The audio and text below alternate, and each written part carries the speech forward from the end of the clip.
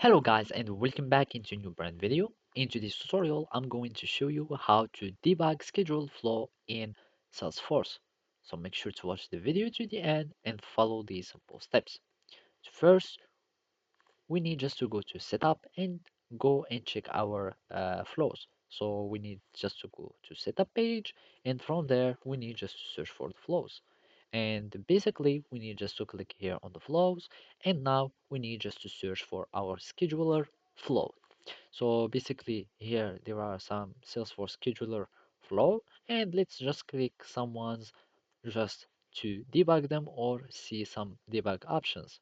And basically, once you see the flow, as you can see here, this is our scheduler flow, we can find the debug. And basically, it is when activated and you start working with it, you can have the debug action.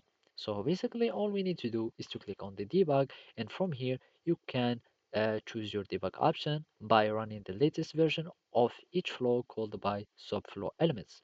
And also you can run flow as another user, and you will need just to add it in the option. So from here you can choose some input variables if you want to test some of combinations or some kind of specific cases. And as you can see, you can enter value for the flow inputs variable, and you can leave them blank, and the flow would start with the variable default value.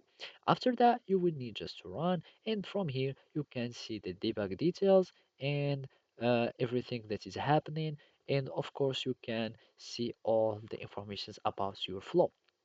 And basically you can next, and by going next you can see each action in each debug or message, as you can see the results, etc., and everything. So basically this is how you can debug your flow. Thank you for watching and see you next time.